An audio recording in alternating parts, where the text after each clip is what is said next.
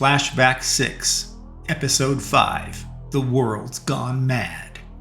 Flashback 6.1, Abandoned in the Psych Ward. My room door buzzed. It was early morning. Again. The door swung open, and an orderly entered the room. He smiled. "Morning, Seaborn. You know the drill. We're going to breakfast, and after that, here for you to brush your teeth, clean up, get your notes, whatever, before you will go and meet the doctor." Indeed, I knew the drill. It had been months in the psych ward since I had seen any of my assigned doctors.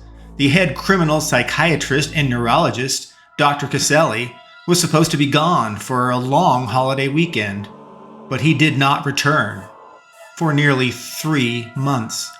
And the other doctors on his esteemed panel of psychiatrists declined to call in or engage with me without the good Dr. Caselli present. The doctors had left me rotting in the psych ward. I was relegated to psychiatric limbo, where I had no idea when I might be judged again, much less if I would be ever set free, granted entrance to heaven, or if I would be sentenced for a lifetime in prison, damned to hell. I was left, awaiting my judgment day, my J-Day, that it would eventually come. And so I waited, bored out of my mind, for months. Each and every morning, afternoon, and evening, when I saw an orderly for a meal or for anything at all, I asked for information on what was going on. I asked where were the doctors. I asked when would I have another therapy session or any meeting at all with anyone. I pleaded for anything at all from the orderlies, but every orderly was well trained, and they complied with their trained directives. They replied always the same: "I am sorry. Only doctors are permitted to discuss anything outside daily routines." And if I persisted, they would lock me up without a meal, and still did not talk further with me on any topic. Through my boredom, I found the time and motivation to write down my memories and my stories as best I could remember them. I wondered, where did the doctors go? What might they be doing? Why was no other doctor assigned to me in their absence if Caselli was somehow no longer available, or perhaps not even assigned to me anymore? Not only were there no doctors seeing me anymore, no one contacted me at all. Friends, family, no one ever contacted me. I felt like I was totally alone, without anyone in the world looking after me. What did they do to my wife, Catherine, or to my daughter, Amanda? What did they do to Deputy Taylor and Katie and Bob? It was not like them not to reach out or to communicate with me. I had been locked up forever. I began thinking that somehow I was forgotten, and that the system lost me within its horrific gears of torment and apathy.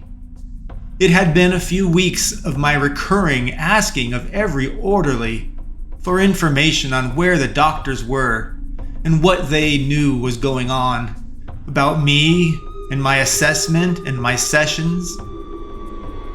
An orderly broke down, almost in tears, and told me that the world was going crazy.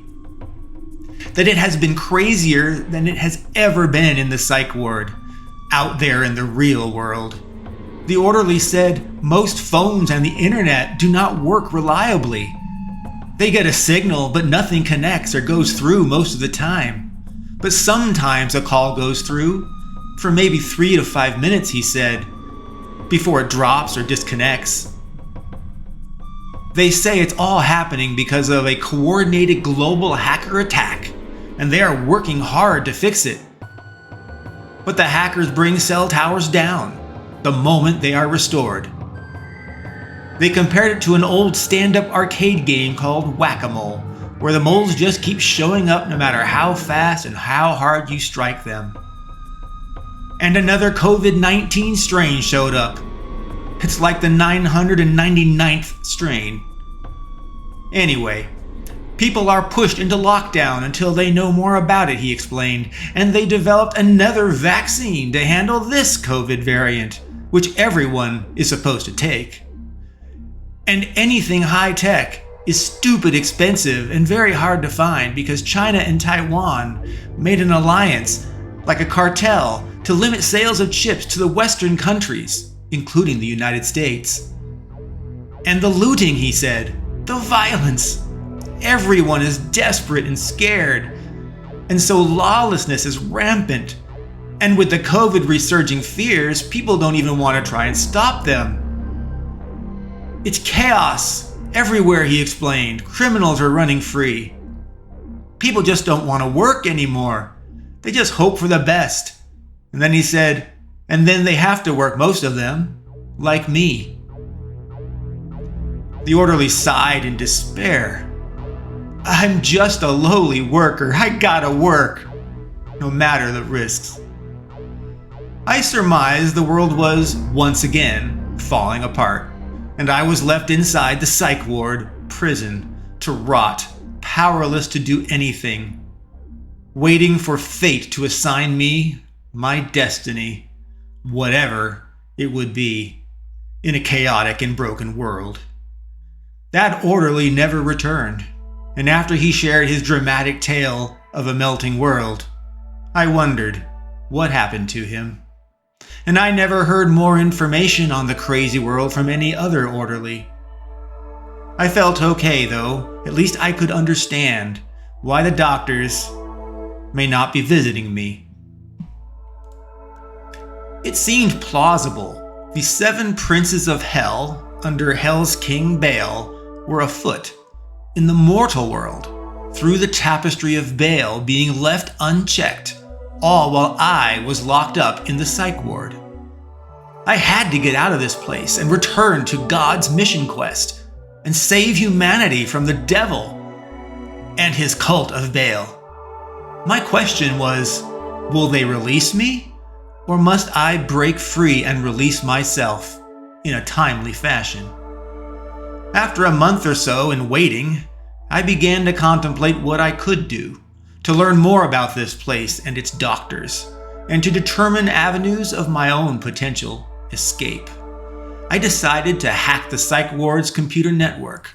They provided a lockdown computer and an iPad to draw and write things down for therapy and entertainment.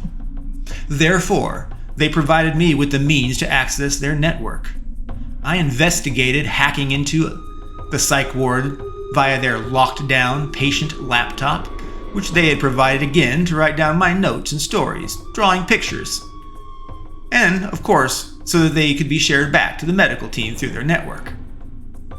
I knew all memory and art file sharing with the medical team was going to happen over their network.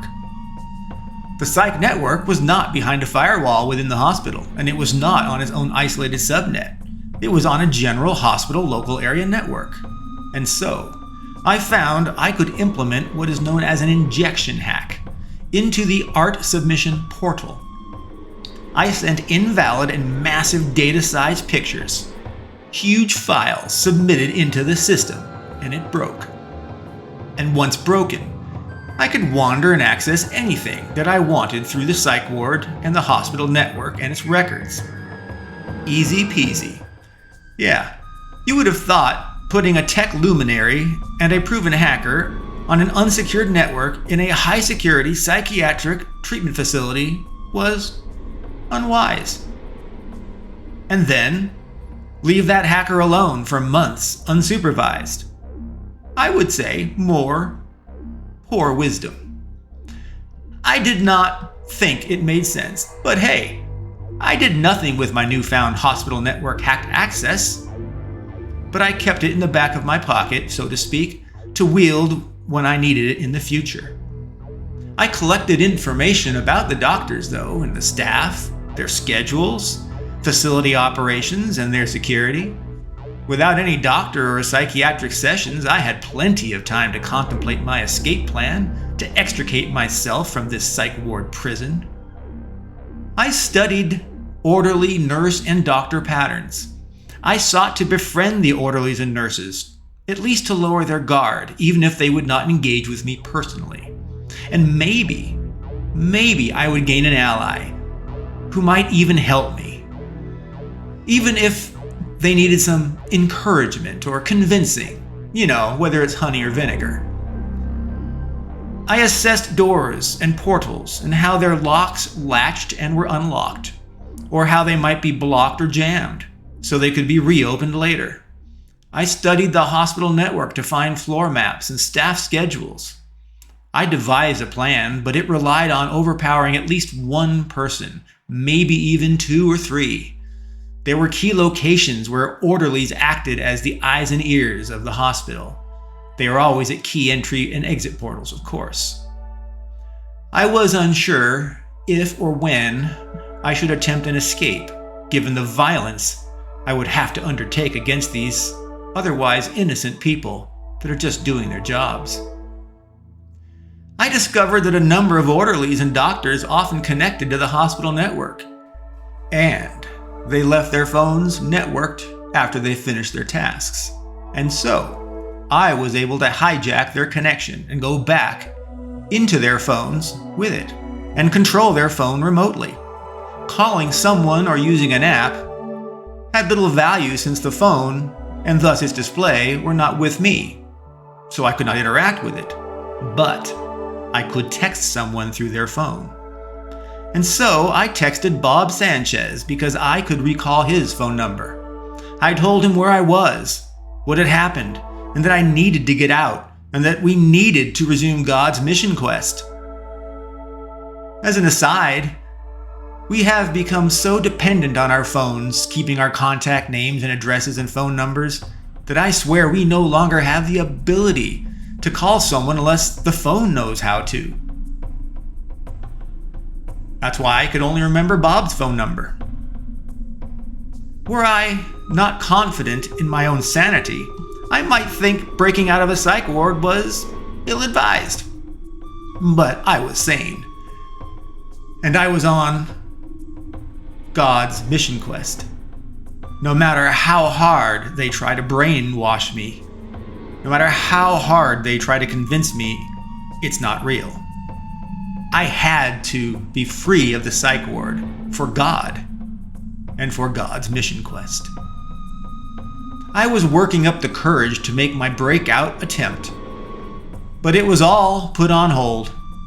An orderly informed me one morning, "Hey, I saw Dr. Caselli in the building, and you're scheduled to see him this morning. Make sure you're ready to see him after breakfast."